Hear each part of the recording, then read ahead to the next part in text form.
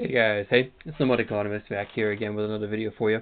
I do apologize for the hiatus. I got my butt kicked, no pun intended, by a stomach bug, and then that led right into a week-long Disney vacation I had with the kids. So I apologize for the lack of content for the last week and a half, 2 weeks, but back at it, back in the saddle. Gonna have a few videos for you the next coming few days.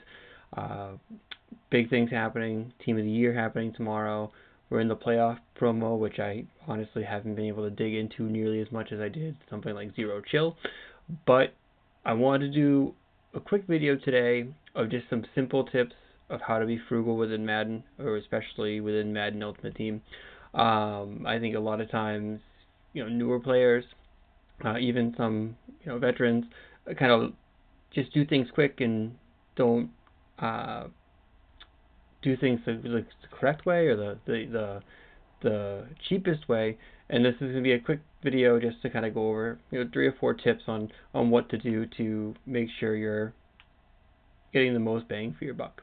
Now, the first one's going to be properly filtering the auction house. Now, the auction house has millions and millions of cards on it. It's almost unlimited. There's so many players out there. There's so many different cards, but there is a finite amount that's going to be displayed to you at any given time. Even right now with no filters, I'm only seeing X amount of cards. There's a number of them that just aren't showing because they're just would be too many to have the system load up every single time. So you do see a set amount. Therefore, when you're looking for specific cards, you want to make sure you set your filters as rigid as you possibly can. A quick example would be if you're looking at the playoff promo. This happens probably the most with the current promo. Not just the playoff promo, but whatever the current one is at the time. A lot of people jump in and just buy the cheapest cards they can find right away. But just for an example, if you're looking for say like an 88 overall, say you're trying to build your Rams hero, and you want to get Tyler Higbee. So Tyler Higbee here, the cheapest one we see is $39,250. Okay, not bad. It's an 88 overall. It's a pretty standard price. However, if you go in here and you filter it down even further and you cut back the number of cards you're seeing to just the Rams players, you're going to see the bar on the right get a lot larger, and you're going to see specifically that there are cheaper cards out there. So the cheapest we saw was this one here, the 39,250. However, this one here is 2,000 or close to 2,000 coins less. I know this isn't the biggest jump and it's not the sexiest thing ever, but it's going to save you money in the long run if you cut down exactly what you're looking for in the auction house as specifically as you can. Furthermore, what you can do is if you're looking just to look at I want to see a set amount of 88s. I don't care what team they are. I just want to see if I can get a good price on someone. You can always go into the name, just throw in a random letter. It will cut it down.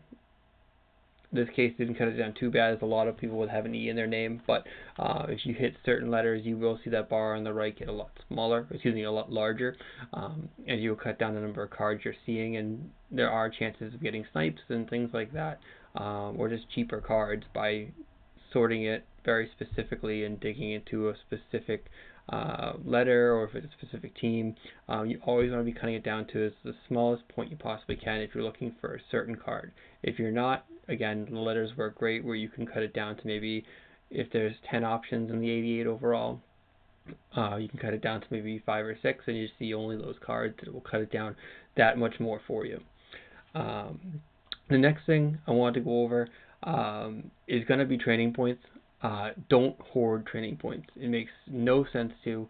I only get them when I need something, and at that point only. If I'm looking to update a current card, then I will go out to the auction house, I'll pick up new cards, or I'll start quick selling things out of my binder.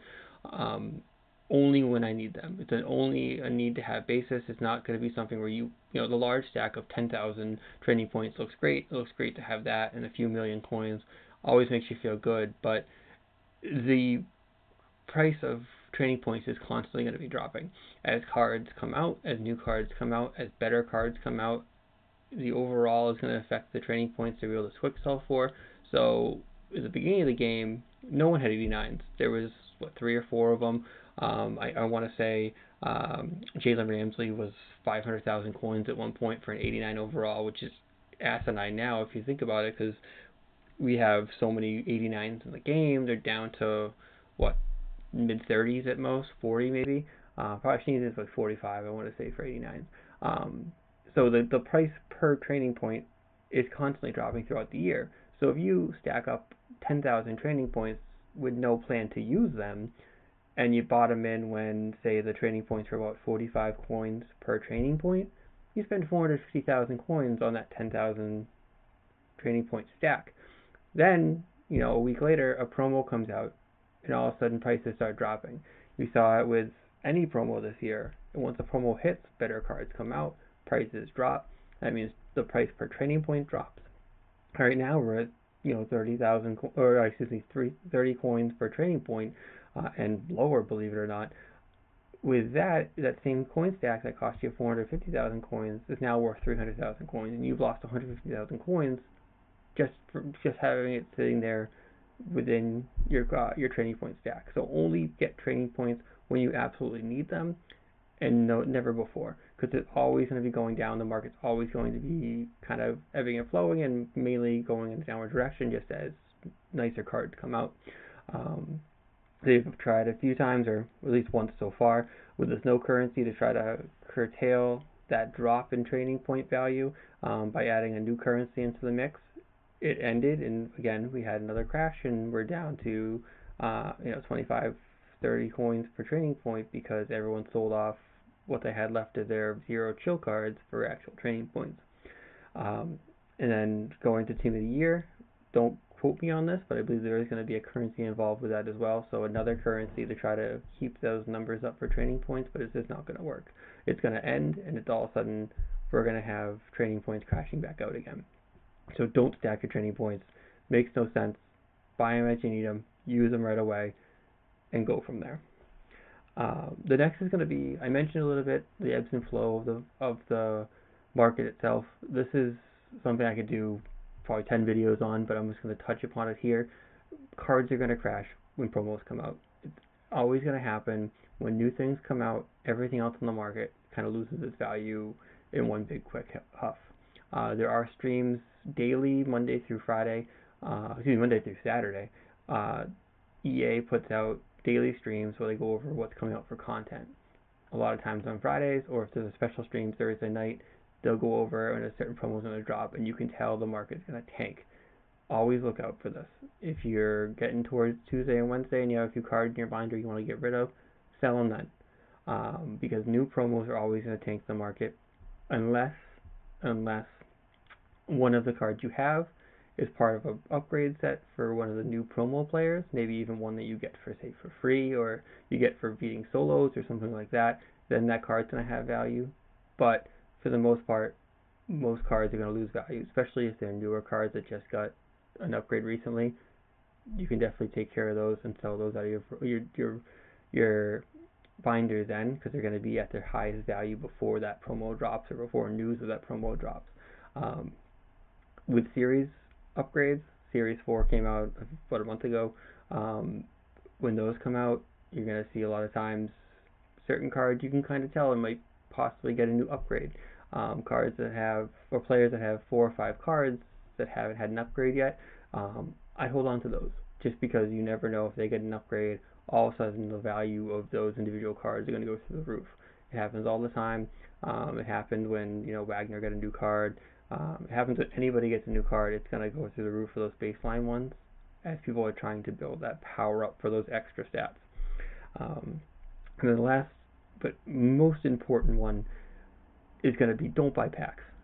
Like, packs are great if you're bored and you like to gamble, as I like to. They can be fun, but they're going to crush your coin stack. Limiteds are great. They don't happen nearly as often as the internet is going to make you think. If you follow anything like the Madden Reddit, or if you follow anybody on Twitter, you're going to see, I pulled a limited Chris Johnson, anything like that. It doesn't happen nearly as much as the internet wants to make you think. So pack luck is a beast. It's not great. It's not made for the player to win. You can win. You can pull limited. I have pulled limited. I know a lot of people that have pulled limited, but it's not often. No one shows the misses. No one shows the 50 packs they pulled before hitting that one limited. No one shows the million coins they drop on fantasy Legends fantasy packs before they hit that one limited that's, you know, sold for 600,000. It's a fickle beast. It's not something that you're going to make money off of very often. I would say stick to buying and selling. Stick to building your coin stack with solos and cards you get from solos, packs you get from solos. Free packs are great. You have to open a pack every day for your daily objectives, but I would limit yourself to that as much as you can. Again, I'm a gambler. I don't practice what I preach, but I'm telling you, packs are going to kill your coin stack every single time. So that's really it. That's really all I wanted to go over tonight. Of course, as always, I appreciate the support. Please like, share, subscribe. If you have any questions, get at me here on YouTube, or you can get at me on Twitter, the MUT Economist on Twitter. I'm happy to answer any questions. Again, I apologize for the delay, or apologize for the hiatus I had for about a week and a half. Disney was great. The kids loved it. I've watched Frozen like 14 times since we got back. It's not the greatest thing ever, but you know, I'll deal with it because the kids are happy. But thank you again, and please let me know if you have any questions for me. Later.